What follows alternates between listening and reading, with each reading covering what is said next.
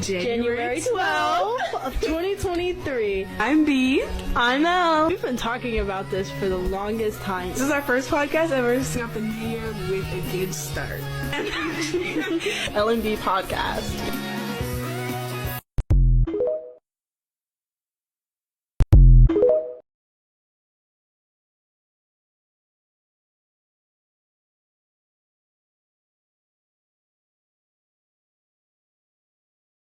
Good afternoon and welcome back to L&B Podcast. I'm L, I'm B. and today's topic we are talking about policing. We will be asking officers and students a couple questions just about kind of the officers, their day-to-day life, and we will be touching the subject of police brutality. So B, if you wouldn't mind, would you like to introduce the guest for us? Yes, from Nashville Big Picture High School, we have Kalia King, a senior, and Jeremiah Buckley, also a senior. And we are very appreciative to have the Metropolitan Nashville Police Department representatives, Lieutenant McNamara and Officer Cox. And we will start with the questions for the officers and kind of get to know how their life is day to day. So could you tell me, how does being a police officer affect your day-to-day life? Well, I think it always affects my day-to-day life in a positive aspect because you never know what you're going to start your day with. It's answering calls, responding to calls for service for citizens. But throughout that day, we have supervisors, detectives, other members of the police department that may come to you where you have to answer other calls and deal with things that may have happened or gone on the day before or within that week. So the main thing is just starts off in a positive manner in doing what we should be doing, and that's giving back to the citizens of which is the county we work in or the city we work in, Nashville, Tennessee. I guess since Officer Cox touched on the professional aspect, I'll talk on the personal aspect of how it impacts my daily life. I've been with the Metro Police Department now for 15 years. And it's been a fantastic experience. It's been a wonderful experience. It's treated me very well. But it's very interesting how it impacts your daily life as a person. Whenever you go from home, go home from work, and you're just doing your day-to-day activities, maybe going out to dinner, or just hanging out with friends, or hanging out with people that you know, everybody still knows what you do for a living. They still know you're a cop or a police officer, whatever you want to be called. And it tends to set you apart from society in a way, because people expect more of you. So it's been interesting because people call you with every little problem that they got sometimes or want your input on some things. And, you know, people do expect more of us, not just on the job, but in society. People expect us to walk a certain way, to talk a certain way, to carry ourselves a certain way with integrity, honesty, courage. So it's a challenge to carry that weight, not just on the clock, but every day, everywhere you go. All right, B, would you like to ask your question? All right. So how did you become or know you wanted to be a police officer? Well, I originally grew up in West Tennessee. I'm 58 years old, so I'm a little bit older than a lot of people here today.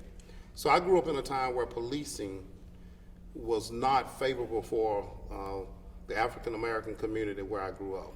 And I always wondered why it felt that we were so separate from police officers and police within our community because of the stigma that was on policing, racism, and things of that nature back in West Tennessee. And they always tell us that the taxpayers pay public servant salary. And I know my mom and dad paid their taxes all their lives, but we're paying taxes to a government that we was never able to have any contact with because you never call police and you just always taught if you see them, you separate yourself from them. And I wanted to, when I came to college back in 1984, I attended Tennessee State University, graduated with a bachelor's in criminal justice with a minor in psychology and sociology. It always haunted me why there was so much separation between police and the public. And I wanted to be that person that could be that seed and be that beacon of light to change the perception of what we have about police officers. So I started surrounding myself with police officers, started watching them, studying them, talking to them. When I was in college, I would always speak to a police officer, talk to them with the functions that they was that they will be attending and want to learn more about it. And it's about really protecting the community which you live in, what you grow up in. And that was part of it, is giving back to people, giving back to the community. And I wanted to be that person that when somebody saw me, they didn't see my race, they saw a person that believed in giving back to his or her community. So I'm a transplant, like a lot of people here. I grew up in southeast Michigan, in east side of Detroit, in suburban Detroit throughout my childhood. And I was fortunate enough to have an uncle who was involved in law enforcement for 30 years. And I really looked up to that uncle. That uncle, my Uncle Steve, he's a great guy. And I've never seen anybody talk bad about him. And in fact, when we would go places together, or people would interact with him, I always appreciated the way he treated people and the way people were very happy to see him. Like, he might have seen him at work, or he might have dealt with them on the street, or he might have dealt with them just in his own personal life. But that was what I wanted to be, and I wanted to be observed that way. So he was my role model, I guess you could say. And then I reached a point in my life where I tried a couple other things. I tried construction, I tried sales, and I just wasn't happy. And I had a conversation with my uncle, and he goes, have you ever really thought about just giving back to the community and doing public service for a living? And we had a really deep conversation about it, and it came back to our faith too. He said, the best way you can serve the Lord is by serving his people. And if you really want to become rich, not necessarily wealthy, but rich in life, he said, serve. So I took that to heart, and I really thank my uncle for that. But once I filled out the application and went through the background and recruiting process, and man, I was hooked. And it's been a fun ride ever since. Can you describe a difficult situation that you have been in and how you resolved it? Well, policing is difficult day to day. And what I love about policing here at Nashville, Tennessee, Davidson County, is that we have probably one of the best training academies that policing has to offer. And we go through extreme challenge of law, but we also have a great deal of policies and procedures and rules and regulations. So what's important to me is that if you follow law, follow your policies, treat people the way you would like for them to treat you and your family, I really don't see how you can go wrong. Yes, it can be difficult dealing with people, because a lot of people have a stigma of policing or police officers when they see you in the uniform and in the police car. And I've just learned that whatever you do, don't take it personal.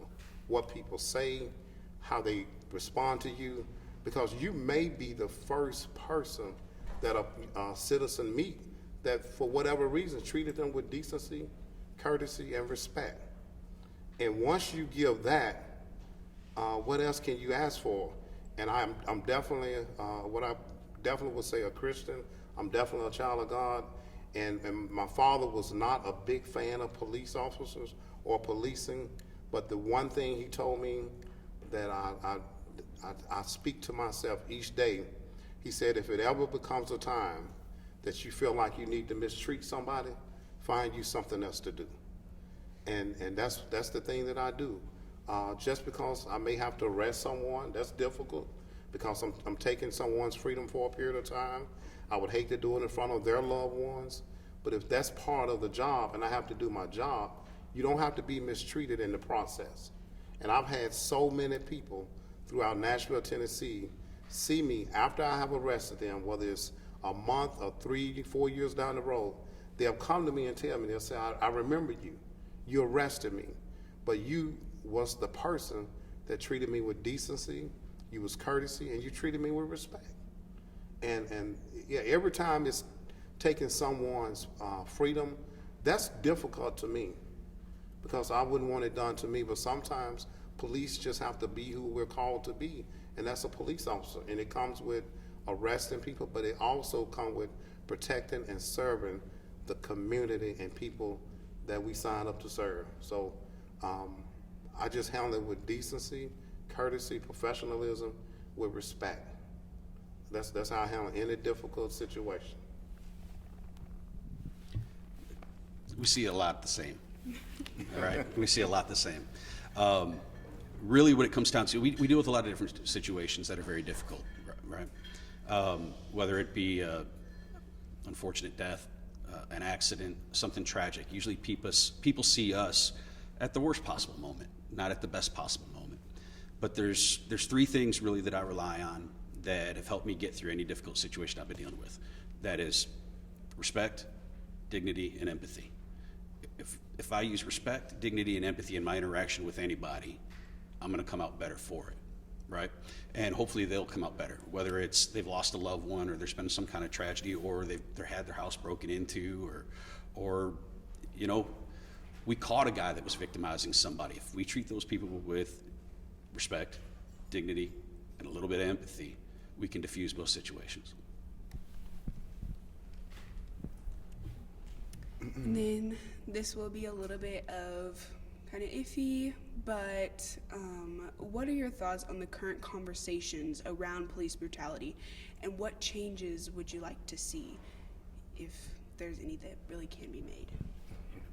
If you don't mind. Thank you. I think the conversations have gotten a lot healthier over the last few years. You know, obviously several years ago, 2018, 2019, 2020, it was a very explosive topic, right? But I think that those conversations have gotten healthy about, you know, as communities have listened, as police departments have listened across the country and been more transparent, more open, and officers that have abused their authority or abused their position have actually been prosecuted and brought to justice. I think that the conversation has gotten healthier. So we should be transparent. We should have these open conversations. We should listen to the community that we have to police. Hey, this is acceptable. This is not acceptable. And we're willing to listen, right? The only change I would definitely like to see, though, is I would like to see a little bit of the emphasis placed back on some of the good work that we do. Across the country, there are over 25.5 million contacts with police officers every year. A very small percentage of those result in a use of force. An even smaller percentage of those are allegations of excessive force. I would like to see that officers that go above and beyond get recognized publicly just a little bit more, just to show, hey, this person goes to work every day. Like an Officer Cox that cares so much about this community, goes to work, interacts with people, uses respect, treats people with dignity, uses empathy, and has conversations with people and enriches other people's lives. I'd like to see that balance some of the other stuff, because if all you see is the bad, like I guess I'll kind of break it down on a student level. Not to say this is apples to apples here, but you've got a class and you have 8 tests in that class that semester, and you get A's, A minus, A, B plus, whatever, 7 out of 8. But that 8th one, for some reason, you didn't get enough sleep, you didn't study well enough, or something happens, and you get a C minus. Let's say you just get a grade that's not acceptable to you, or worse. Should we focus on that one? No, it should be addressed. We should address it. We should try to improve from that spot, but we can't ignore the good that's happening as well. There's never a time, it should never be one police brutality, period. There's no room for it. It should not be one incident of police brutality. And I think that comes with leadership. It comes with accountability. You got to hold people responsible for their actions. So when you have the proper leadership and accountability, I just don't see where you can go wrong, because somewhere leadership is slacking when we have the police brutality that we saw in 2020, and just not 2020. It was a really rough year for us, but that was a really big year. Across the board. And a lot of things that we had to deal with, it wasn't because what an officer did here in Nashville, Tennessee, but when you see this uniform in their car, we grouped in the same bunch, and we're not that way because of leadership and accountability. We definitely held to a higher accountability with our leadership here. And that's one thing I respect and love so about Nashville, because you're going to be held accountable for your actions. And what I would like to see more of is what I'm seeing today. Because it's not often that I deal with a lot of our youth and our young people, but to be able to come into a high school that I can sit around and I have young men and women giving me their time and participating in this, because I guarantee you, some of them in here, they're not going to forget me. They're going to see me. They're going to be like, that's him. I hope they'll come up to me where we can really have a one-on-one conversation, or we can talk as a group, or we can have lunch, or we can really sit down and talk, and I can share some things with them, and we go from there. To me, my heart is still feeling a certain type of way that when I walked in, I met this young man and this young lady here, and he said that he's going to be an attorney. He didn't say, I'm thinking about going to college. He didn't say, I'm thinking about being an attorney. He said, I'm going to be an attorney. He's already determined. He's made his mind up, and I know what he's going to be. And when I see that in a young man or a young lady that tell me that at his age, I'm already excited, because I know I have attorneys sitting in here, I have doctors sitting in here. I'm sitting in here among somebody in here probably will be a police officer. They're going to be a sergeant. They're going to be a lieutenant. They're going to be a captain. They're going to be an inspector or an assistant chief or a chief. Somebody in here will, because they're going to remember this conversation. And you ought to be awesome proud, because I walked in with a lady that stopped me in the parking lot, got me out of my vehicle where I was relaxing, and told me that her granddaughter is doing this today. So when we have that kind of support for our youth, this is what we need. We need to support our youth, because I'm getting old. You can look at me and tell I'm getting old, I'm getting gray, and I'm bald, and you guys are my future. You guys are my future. So I'm going to need every one of you, because you are the future. So that's what I would like to see, is more interaction with us. So for anyone that is looking to join the police force, is there any advice that you would like to give? The one thing I can say is, you heard that term, going against the grain. You can't go along to get along. You have to have morals, values, standards, and you have to be able to make choices and decisions. And a lot of things we see our friends doing, we know sometimes it's not right, but just know it's okay to say, hey, look, I love you, you're my friend, you know I got you, but what you're about to do, I'm not with that, because I know that I have a future ahead of me. I know high school is not the end of me. So when I leave here, and I'm just gonna tell you just straight up, your name is everything. And once you got a good name, don't mess it up. And I mean that. Don't tarnish your name. We got some good police officers that started out being really, really good police officers. But once their name got tarnished, that's the end of them. That's the end of their career. So just protect your name, protect yourselves, so you can be our future. And whatever you do, you are all our futures. So, just protect your name. If you're really considering being a police officer at some point, I highly encourage you to do it. I've got 4 sons. One is already an officer at a neighboring agency here in Middle Tennessee. I've got another one that's 22 years old. He's in the Navy right now. And when he returns from Japan, he's going to apply with Metro.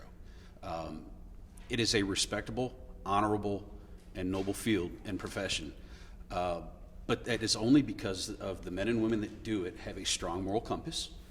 They are true to their moral compass and are willing to withstand pressures and temptations no matter what comes at them. If you are considering this, find yourself, find that moral compass, anchor it in your faith, no matter what faith it is, anchor it in your own principles, and obviously in adherence to the law and morality. But also make sure that you've got a good support system around you. The only reason I've been able to have a successful career over the last 15 years is because I've got a good group of people around me that support me, that allow me to be what I am because it's a demanding career. The hours are not always good. I've worked midnights 11 of the 15 years. I've worked afternoon shifts. I've not had weekends off. I've missed soccer games, basketball games, football games, wrestling tournaments, you name it. I remember when we had protests in the streets in downtown Nashville. It was my son's 14th birthday, and I had to leave his birthday party to come and perform my job downtown. So surround yourself with a good support system, good people that care about you, who support that moral compass that you have, and then be willing to just be set apart. Be comfortable in your own skin, and good things will happen for you in this career if you're willing to stand on your own principle and have that good support system. I'd be happy to ask any other questions anybody has offline, if they want to come to me after the fact and just kind of talk a little bit more about the realities of it. But it's a wonderful career. Some of the best memories I will ever have are the way I've been able to positively impact people's lives. I'll just give one example. There's a gentleman named Mark who while I was working in an undercover narcotics capacity, I found shooting up in a parking lot up in Rivergate. And through doing my job and giving him an opportunity and showing compassion, showing empathy, and giving him an opportunity to face his accusations, like an adult, and help get him into treatment, he was able to get clean. And for 5 straight Christmases, Mark would call me. Unfortunately, he lost his wife to the same addictions that he had. And even after she passed away from those same addictions, he would call me for 5 straight Christmases. That is probably the best gift anybody's ever given me. Because he would call me, hey, I just want to let you know I'm still clean, I'm still doing okay, I'm still employed, and my daughter still has a father. May not have a mother, but she's still got her daddy. So, it's a very rewarding career if you place your rewards in things that really matter. So that was the last and final question that we did have for the officers. We'd like to kind of switch paths and move on to our questions that we have for the students. Number 1, is there any changes that you would like to see in policing?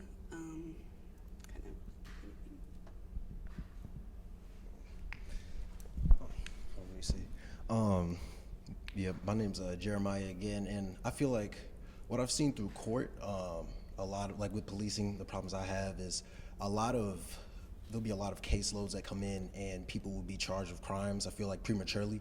And then there's kind of a snowball effect, especially if it's African American male in the prison system, to where he's up against everyone. You have to pay bail, even if it is paid at 10%. If he has $100,000 bail, it's still $10,000 that his family has to come up with. And so I feel like there's a snowball effect, and it's kind of a toss-up, either if it goes to trial or if they end up having to take a plea deal. I think a lot, and I'm trying to think. It's not even just that. Also, like with what you were talking about, how you were able to help a gentleman with his heroin addiction. I feel like there's a lot of times where it's like there's black males on East Nashville, if they have weed instead of heroin, they may be taken to jail instead of being helped in that situation, trying to get treatment,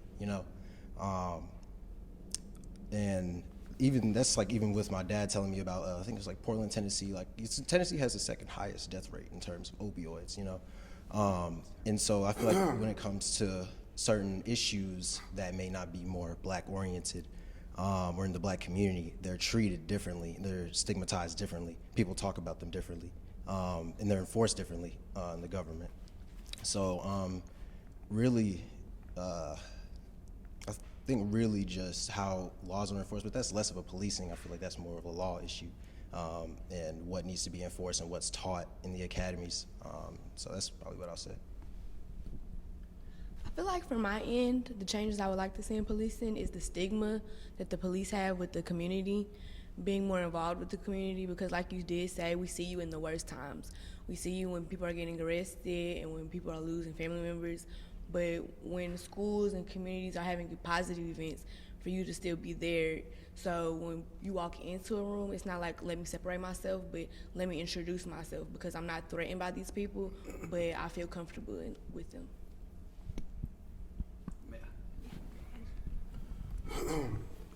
Awesome. I love those, actually, the statements that you guys made about what you'd like to see change. So just want to touch on a couple of those things. So going back to yours about how things are happening. Now, understand we are only one piece of the criminal justice system, right? And the same burden of proof that applies to person A must apply to person B, regardless of race, color, creed, sexuality, pick a demographic, correct? So probable cause to arrest, and then probable cause needs to be reestablished in a preliminary hearing in the court system, right? So once that gets to the district attorney's office, then the prosecutors handle that, and we're essentially witnesses at that point. Whether or not the district attorney wants to do a plea deal, they'll consult us, but they ultimately make the decision, right? How we do it on the street, though, is very important. We have to do it equally under the law. And that's one of the things I'm proudest actually about with the Metro Nashville Police Department. We just sent out a roll call training this week talking about our policy that includes exculpatory evidence. So exculpatory evidence is evidence that would say you did not commit this crime, and how important that is as a part of our investigations. So as an investigative lieutenant, so with the Metro Nashville Police Department, we've got our precincts, our 8 precincts, and they're divided in halves. They got our patrol side, which is our uniform patrol side that you see out in the white cars with the lights and the stripes, right? Then you've got the investigative side, which is the plainclothes detectives that follow up after the fact and put together evidence, put together cases, and determine if there's going to be prosecution or not, right?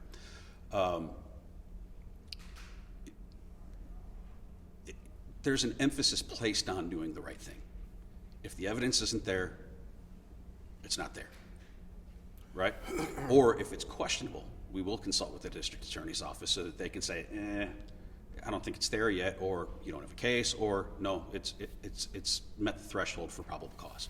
So we do that, and we're diligent about it, and we are increasing our transparency on that. So I really appreciate your input, though. As for being more of a part of the community in instances where it's not a bad time, being a part of the good things, one of the 3 pillars that Chief Drake has laid out for us with the Metro Nashville Police Department is community engagement. So community engagement, organizational excellence, and precision policing. So focusing on problem people in problem areas, doing problem things, right? So very specific, very precise, instead of casting a wide net. Well, then organizational excellence is about that transparency and about doing it well and doing it right. And then on top of that, community engagement. So Officer Cox, he comes out and he does a lot of community engagement events. I do it as well. We're putting in a huge emphasis on relationship building. We want you to know who we are. We want you to know what we do. We want to know what's important to you, what is happening in your community, so that we can better serve you. So there has been a focus put on that, and hopefully that you'll see a lot more of us in your area on those good days, those events, those community events, the community meetings, and at churches, at Boys and Girls Clubs, at community centers, more interacting than enforcing. Have you had any interactions with police officers? And if so, can you tell us your experience? Me personally, I haven't really had any run-ins with any police. I did have an instance last year where my sister had an instance with the police, and I was there to kind of try to help mediate, calm her down in the situation. And I was kind of upset because in the situation, I was wanting the officers to understand all of the aspects and factors of what was going on in the situation, but then I still had to understand the policies and procedures that y'all still have to go through and everything. So that time I was trying to get her to come back home with me, and the police officers were like, ma'am, we're gonna have to book her. She's gonna have to come with us. So it wasn't necessarily a completely negative, but I was still I was somber about the fact that the policies and procedures couldn't be altered. I think I haven't had too many bad run-ins with police officers. I think I was probably 7 or 8, and I remember me and my dad, we was waiting to get a haircut. It was probably 5, 6 in the morning. It's pitch black, and it was in Mount Juliet. It's like right outside of Mount Juliet, so it was their police department. But there was like one police car that like went past us, and then it like looped back around, and then like probably about like 15-20 minutes, there was probably about like 4 or 5 squad trucks. It was our car, and then it was another car next to us. And when they asked us about it, they were saying that they were looking for 2 white guys in the area, because I can't even remember what happened, but I remember they were looking for white males, and the only cars was black people. So it was like, why is there extra squad cars for us in this situation, you know? But probably other than that, it wasn't too much. That was a very good. I mean, I hate you experienced that at 7 years old. I can't speak on Mount Juliet. You know, some of the surrounding areas, surrounding counties, they have different policies and things. Normally at that time, you have a lot of things happening, a lot of things going on. The calls are not coming in like they normally would be coming in. So if an officer spots what he or she feels is a suspicious vehicle for whatever reason, officers just gonna come. And it's really just to show if we have more officers there, if there's going to be a situation, it just de-escalates that.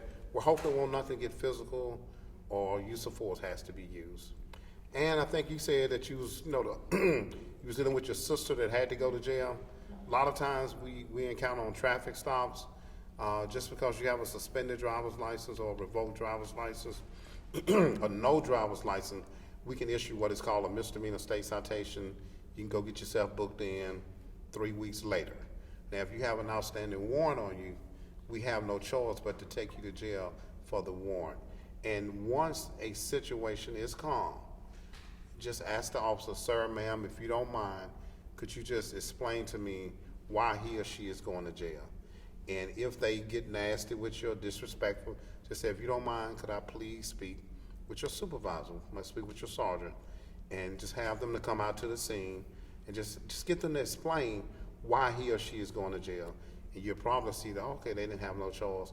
And the bottom line is that nobody is mistreated and everybody goes home. But thank you. Okay. Yeah, that's great. And then our last question for the students, how do you feel about the current conversations around police brutality? I definitely feel like they have been getting healthier as time has come by because we see less of it. Definitely in 2020, the media was doing its job, putting it out there and making it a big issue and problem to talk about, which it should have been. Currently, I feel like with police brutality, I live in the North Nashville area, so I feel like I see a lot of, not brutality, but I see a lot of things I would say is just mistreatment with the youth, because I see we have a lot of youth problems and a lot of youth going to jail, which they sometimes are warranted for that. But then I work with middle schoolers, and for instance, I have, you know how each school, they place a police officer in most of the schools, and we had a student who was suspended, and as she was leaving, he got on his radio and was basically like, hey, this student just got suspended, basically keep an eye out, she's gonna be in the area, basically kind of to patrol her in a sense.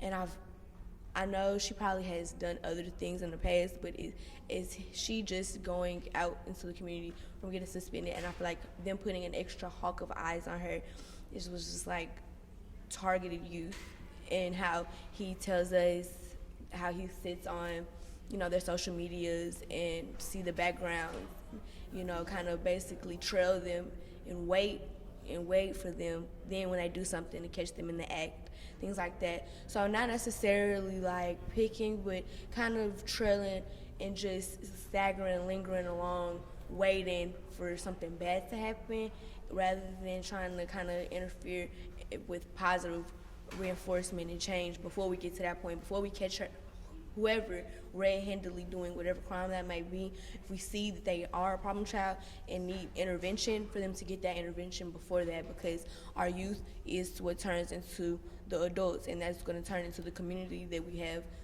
to basically live off of come the future. I feel like the conversation with police brutality has gotten better. just in terms of how the media's portrayed it, because I feel like it was so much black versus white in 2020 that's really what it was, and it was really like it was hard to sit through. It was a lot. You see something every other day. There's so many names and so many people who are lost, and I feel like it's slowed down in terms of how much the media's pushed it. But I mean, we just had like Tyree Nichols last year, and that was a thing with 5 black police officers and then 1 white police officer. But with me, I don't really feel like, though yes, there is a racial thing when it comes to the law and how they do it, police officers, I think you can have because I don't really because you can have bad apples. I don't even like saying that, because they're just police officers. They're doing their job. Whoever you are is gonna come out, and so I feel like I think it's gotten better in terms of how much the media's covered it and making it less of a black versus white issue. But in terms of it just being an issue in general, I don't think it has gotten too much better. Just because you still have those issues. I think I saw a video on Twitter the other day. It was like a 10-year-old kid in I think it was either Detroit. I can't remember where it was, but it was he was getting arrested because he stole a bag of chips. You know what I mean? Mm-hmm. And it was 3 officers there. There's another car, another squad car, and so you end up having around 6 officers. For a kid. So it's this stuff isn't changing. It's just not being talked about as much, in my opinion. But and more of a push to build with community in the last few years. I also wanted to say, I do want to point out how he said the media made it feel really black versus white, and it was hard to sit through. But I feel like now the conversation is more of not you feel we have white officers basically implementing police brutality because of their race. I want to feel like officers in general is more of a power thing. You have the power and the authority to do, and where you can take somebody's freedom, you can do this and do that, and it's just abusing that power. And also how the media has calmed down on it, but still the little instances where it's not all the way to the extent of George Floyd dying, but the little instances that you don't talk about, and has a snowball effect for the future. That was excellent. I mean, you put the icing on the cake. But each one of you said some words that I hope you really caught what you said, and that was the media. It puts a light to things that really wasn't what's going on. Yeah, they made it such a racial, to make it black and white. Everything is black and white. And it's not all about black and white. It's about what someone else did, negative or positive or just outright wrong. Let's remove race from it and call it what it is. This person that happened to be a police officer may have happened to be white, did African American or male black. But every male black didn't do that, and every male white didn't do that. The most troublesome times that we had police department during that time, the person that became one of the mentors that I've had on this police department is sitting next to me. But guess what, guys? Look at him. He happened to be white. Okay.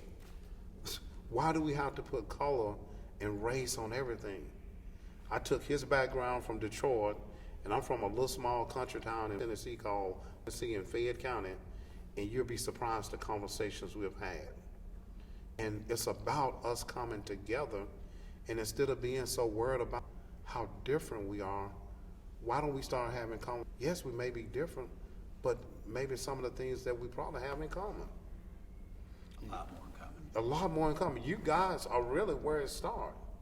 If that was an experience that you saw in your school, make means to go to the principal, assistant principal, and start talking about those things. You're the next leader in your school. You're the next leader in your community. You talking about something that happened to you at 7 years old, you still hadn't forgotten it. But that's where leadership starts. Talking with police about that. Bringing that to some police officers' attention. The chief of police in Mount Juliet happened to be an African American, maybe still Chief Hambrick, grew up in North Nashville, right off of 40th and Clifton. So growing up back then on 40th and Clifton, a lot of things he have seen. So I'm sure he would love to sit down and speak with you, because I've sat down and talked with him before. He's a minister, and I've been under several of his messages. So that's people you need to contact and sit down and talk to, so we can have these uncomfortable conversations so we can become comfortable. So first of all, I just want to thank you guys for this opportunity to come and talk to you. I'm really enjoy this. This is very similar to some of the conversations that I've had with my kids. I mean, my youngest son is y'all's age. Okay, I've got one that's a junior in high school, and I got one that just graduated and is off to college, as well as the 20-somethings, right? So I love these conversations with young folk like this, to sit here and just talk about the world we see and how you see it, and you're educating me, and hopefully I'm educating you. But to touch on a couple of things that about the youth. So things that the Metro Police Department has done under Chief Drake is they developed the Office of Alternative Policing Strategies. And there's two things really that they're doing, well, three main things that they're doing. One is they're doing a gun retrieval program. So it's about taking unwanted or guns or stolen guns off the street and taking those out of the people's hands so that they're not available to use for future crimes, and they're not available for suicide or anything like that, right? So we want to get unclaimed or stolen guns off the street. The other two things that we're doing is group violence and youth violence intervention. Youth intervention, right? So identifying at-risk youth, at-risk individuals who have a condition associated with gun violence, and then assigning that person a mentor from the community and with us to help get them resources, whether it be education or mental health or employment or housing, food insecurity. So we're trying to take a proactive approach to keeping people out of the criminal justice system and on a road toward just a productive life, whatever makes them happy, whether they choose to be a lawyer or they choose to be a nurse or a doctor, or they maybe want to start their own business. So instead of having them start out behind the 8 ball, because they get in with the wrong crowd early, we're working hard to prevent that day where we have to come and put handcuffs on somebody, right? And we're working really hard at that. That's something that's a constant development. We're investing more and more time in, and that goes right back to your community engagement. When we are wanting to do these programs, how are you going to trust me? You don't know me. You just know what you see on TV, right? You know what you see about the police on TV, and if you don't have a positive interaction with me at a community event or at something like this, where's your trust level, right? It's all talk. So hopefully we're getting to the point now where we can put some action behind it with these programs, the group violence intervention and the juvenile diversion programs. Hopefully see a very positive impact from that soon. Thank you all for your responses. Questions for me and Lonnie that you would like to ask, or if the students have their own personal questions that they would like to ask the officers or anything, just let me know. I have a question for you. Okay, so Denise, how has /interview changed or deterred your passion to want to be a police officer? Well, I have actually learned a lot just hearing from all of you, hearing the responses from the students, and I really liked all the answers. But I really am encouraged to become a part of the community, to become a police officer, and then eventually become a detective. That's what I want to go into be. When I interned at the West Precinct, they did tell me I had to be a patrol for 3 years before I could move up.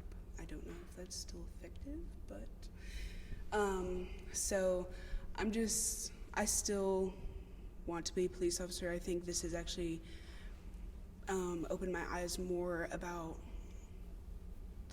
the opportunity that I actually have, being able to go to college, take a criminology class, be able to go into the academy and be a part of the community. Lonnie, do you have anything? I'm agreeing with you, like what you said, and I'm actually I'm very glad to hear from both sides of you guys. It has really put a lot, and I've learned a lot, and I'm very thankful for that, and thankful to have this opportunity with you guys. I just want to say thank you for the school, administrations for allowing us to come out. Thank you for that. Thank you for you young ladies and young man for sitting up here with us. More so than anything, I want to thank you for your honesty, your transparent, and I hope this is not the last conversation I sit down and talk with you about, whether it's here, whether it's at West Precinct in the community room, or at the park down the street. We can talk more, because leadership starts right here. And each one of you have some concerns, and just listening to you, you're truly leaders right here in your school as well as your community. So please tap into it and become the leaders that I know you are. I'd like to echo the same sentiment he has. Thank you for this opportunity to come in here, and to the school administration, thanks for this opportunity to talk to you and the kids. This is awesome. And I wanted to come to both of you, actually the four of you. It takes a lot of guts to come up here and say, okay, I'm gonna ask tough questions of the police. I love it. Be bold, be brave. Ask the questions that need to be asked. I commend you guys both for doing that. And I expect big things from all four of you, actually. I think this has been a wonderful experience. Thank you for having us again. Yes, thank you. I guess if there's nothing else, we're going to continue with our conclusion. We appreciate our guests taking time to join us today, especially Lieutenant McNamara and Officer Cox from the MNPD. And we want to thank them for their service of what they do every day, risking their lives to help the community. And we want to thank the students for being willing enough to be a part of this. It takes a lot to come up here and be in front of officers, like they said. And yeah, I appreciate you guys for being a part of it. I'm Elle. I'm B. Thank you guys for listening to our podcast. We hope you learned a lot. See you next time. Peace. That's it. Okay, Jesus. It's a wrap.